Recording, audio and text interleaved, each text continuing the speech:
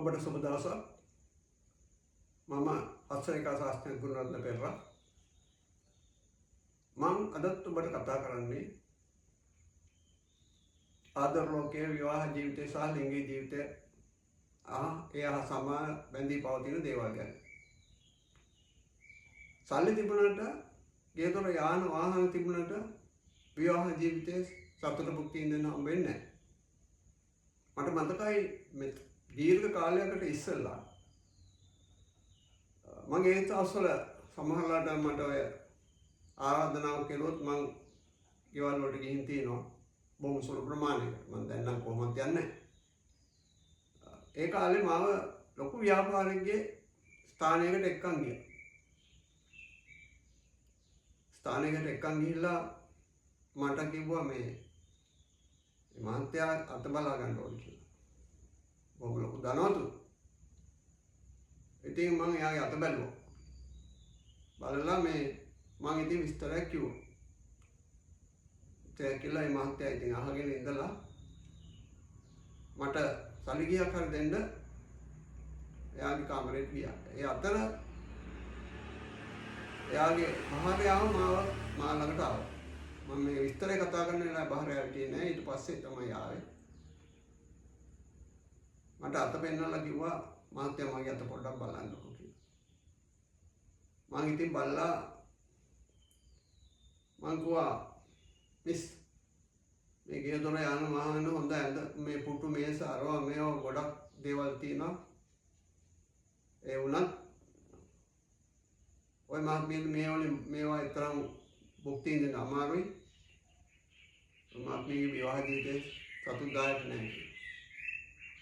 එතකොට ඒ මහත්මිය කිව්වා ඔව්නේ මගේ විවාහ ජීවිතේ සතුටු නෑ මහත්තයා. මේ දේවල් වලින් මට වැඩක් නැහැ කියලා. අතල් රේඛාවල් වැටෙනවා මේ එවැනි දේවල්. ඒ දේවල් වලින් කියන්නේ මේ විවාහ ජීවිතේ නිරස බව.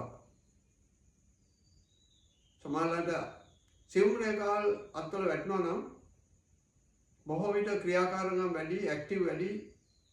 අනිත් සාධක තියෙන්න ඕන. සිවුම් රේඛාවල් තියෙන ඵලෙට බෑ. මොකද අතේ තියෙන ජීව ගුණය තියෙන්න ඕන හරියට ඒවා ක්‍රියාත්මක වෙන්න. කොහොමද සියුම් රේඛාවල් තියෙනවා නම් බොහෝ විට ක්‍රියාකාරකම් වැඩි, ඇක්ටිව් වැඩි. ඉතින් ඒ වලින් හුඟක් දුරට විවාහ ජීවිතය ගැන හුඟක් කතා කරන්න පුළුවන්. විවාහ ජීවිතයට බලපාන සාර්ථකත්වයට අසාර්ථකත්වයට බලපාන තවත් අංශයක් තමයි සෞඛ්‍ය. විශේෂයෙන් හුඟක් දුරට මේ කාන්තාවන්ගේ සෞඛ්‍ය පැති දුර්වල කරන බවක් පේනවා. ඒවා මේ අතේ වැටෙනාම ඉතින් විවාහ ජීවිතය ගෙනියන්න අමාරුයි. ගොඩක් නිසල ස්වභාවයකින් තමයි යන්නේ. ඉතින් ඒවා අතල වැටෙනවා. අතල වැටුනොත් ඒවලට ප්‍රතිකර්ම කරන්න ඕන. ප්‍රතිකර්ම කළා බැරි වුණොත් ඉතින් මම ඉස්සලා කිව්වේ පුරුෂයන්ගේ ක්‍රියාවලිය වෙනස් කියලා. ඉතින් එහෙම තියෙනකොට පුරුෂයන්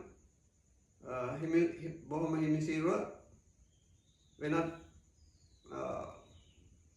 යාළු මිත්‍රයන් පවත්වන්න උත්සාහ කරනවා පවත්වනවා.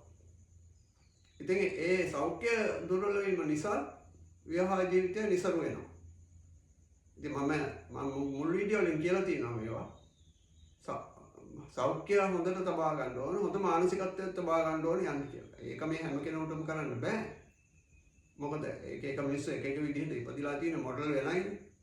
ඉතින් සෞඛ්‍ය හොඳට තබා ගන්න ඕන. සෞඛ්‍ය හොඳට තබා ගත්තොත් උගතුරට මේ විවාහ ජීවිතයේ අනිත්‍යවත් ඔක්කොම හොඳට ගෙනියන්න පුළුවන්. ආර්ථික තත්ත්වය රැකියාවල ආරම්භය.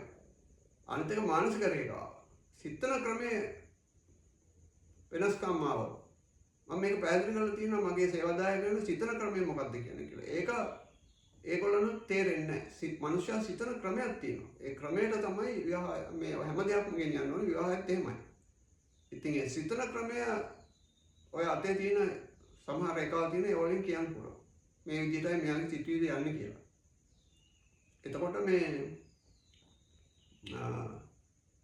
ඒ අනුව කතා කරන්න පුළුවන් විවාහ ජීවිතයේ හුඟක් දේවල්.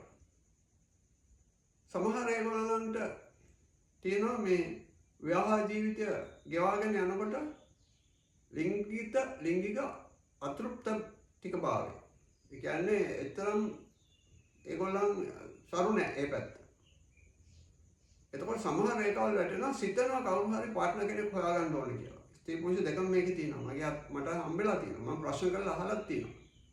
එතකොට කියලා තියෙනවා මහත්තයා මේ ඒවා සරු නෑ මහත්තයා හුඟක් දුරට. ඉතින් මං අහනවා වාගෙන් ඔයා හිතින් ඉන්නව නේද කවුරු හරි හොයාගන්න ඕනේ කියලා.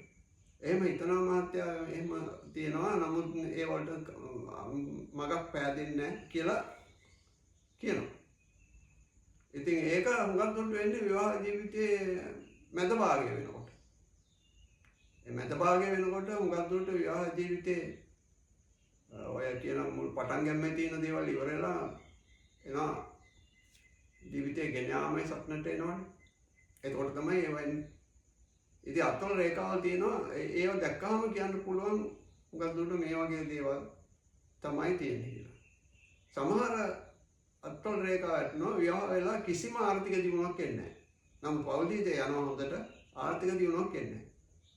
ආර්ථික දියුණුව යන කාල සීමාව සමහර කාලවලට වෙනවා. ආර්ථික දියුණුව යන කාල සීමාවල් තියෙනවා. ඒ ආර්ථික දියුණුව කාල සීමාවල් එනකොට ආර්ථික දියුණුව වල විවාහ ජීවිතේ සරු වෙනවා. තමයි විවාහ ජීවිතේ සරු වෙලා යනකොට ආර්ථික දියුණුවත් එනකොට ඉතින් සල්ලි හම්බ වෙනකොට ධනවත් වෙනකොට යසසිත ලබනකොට වෙනත් පැතිවල දුවන්න හිතෙනවා. දුවන අය ඕන තරම් ඉන්නවා. යාළු මිත්‍රයෝ හම්බ වෙනවා, මිත්‍රියෝ හම්බ වෙනවා. ඉතින් ඕලින් පැටලි ගොඩාක් ඇති කරගන්න. එතකොටත් අර හොඳට ජීවිතේ දුක් ඉඳලා උඩට ඇවිල්ලා සතුටුදායක ආර්ථික තත්ත්වයක් ගොඩනගනකොට අර කරන්න ගියාම ජීවිතය බෙදවෙනවා. ඒවා අත්වල හොඳට පෙන්වනවා. ඉතින් මං කියනවා අත්වල බලලා මේ වගේ දේවල් තියෙනවනේ ඔයගොල්ලන්ට මේවා හදාගෙන යන්න ඕනේ කියලා. ඉතින් ඒවා මේ හුඟක් දුරට පැහැදිලි ලෙසම අත්වල වැටෙනවා. ඉතින් ගොඩාක්ම මේ විවාහ ජීවිතය ගැන හුඟක් දුරටම කතා කරන්න පුළුවන් කාන්තාවන්ගේ අතින් තමයි. මොකද ඒගොල්ලන් විවාහ ජීවිතේට දායක වෙනවා හැම අංශයකින්ම. ඉතින් ඒගොල්ලන්ගේ අත්වල හුඟක් දුරට ඒවා වැටෙනවා. ඔප් වෙලා තියෙනවා. දසදහස් ගණන් ඔප් වෙලා තියෙනවා. කාන්තාවන්ගේ අත්වල තමයි වැටෙන්නේ. පුරුෂයන්ගේ අත්වලත් වැටෙනවා. ඒ පුරුෂයන්ගේ අත්වල වැටෙනකොට පුරුෂයන්ගේ අත්වලත් මේ කතා කරන්න පුළුවන් අවස්ථාවල් තියෙනවා. ඒවා විවාහ ජීවිතය ගැන හොඳට. සමහර ඒගොල්ලන් කියනවා විවාහ ජීවිතය හොඳට යනවා. මගේ මහත්තයා සමහර පුරුෂයෝ කියනවා මගේ භාර්යාව නම් හරිම හොඳ කෙනෙක්. මගේ ගේ දොර වැඩ බලා ගන්නවා, ළමයි බලා ගන්නවා, කණ්ඩ හදලා දෙනවා, හැමදේම තියෙනවා. නමුත් මහත්තයා එයාට මම කැමති නෑ මහත්තයා මොකද එයාගේ කායික වමනා ඉෂ්ට කරන්නේ නෑ භාර්යාව. එතකොට ඉතින් අල්මනසුමෙන් තමයි විවාහය යන්නේ. ඉතින් සමහර වෙලාවට බොහෝ වෙලාවට රහස් සම්බන්ධකම් ඇති කරගෙන ඉස්සරහට යනවා. ඉතින් එතකොට වෙන්නේ හුඟක් දුරට ජීවිතයේ පසු කාල සීමාව පසු තැවිලි වලට මොන දෙන්න සිදු වෙනවා. සහකාරිය තරම් ආදරයක් පුරුෂයාට ඇති වෙන්නේ නැහැ බාහිර අයගෙන්.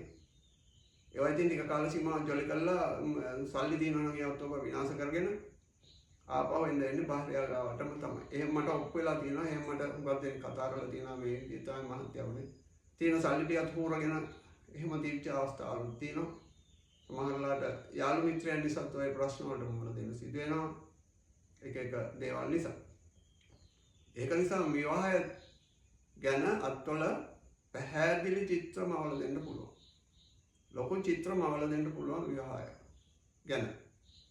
අත්වල විශේෂ රේඛාවල් වැටෙනවා. ඒ වලින් කියන්න පුළුවන්. අත්වල ජීව ගුණය දැක්කම කියන්න පුළුවන් මේක මෙහෙම යනවා කියලා.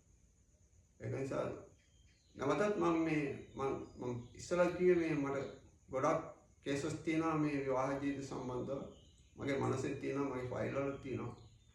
මම ඒවා මේ ඒ වලින් මම ඉදිරියට විවාහ ජීවිතය සම්බන්ධව හුඟක් දේවල් කතා කරන්න බලාපොරොත්තු වෙනවා. මම පොතක් ලියුවා අත්ලෙන් කියවන ජීවිත කතාව කියලා. ඒකේ මම හුඟක් දුරට තියෙනවා ලියලා විවාහ ජීවිතේ අසිරිමත් වූ ලිංගික ජීවිතය කියලා. නමුත් ඩෙංගි ජීවිතය ඇත්ත වශයෙන්ම අසිරිමත්. ඒක ලියලා තියෙන දේවල් මේ වගේ වීඩියෝ එකෙන් කතා කරන්න බෑ. ඒවා හුඟක් දුරට හරි නෑ කතා කරන්නේ. කොහොමද ඉස්සරහට වීඩියෝ එකෙන් නැවත හම්බ වෙනතුරු ඔබ සැමට සුබ දවසක්.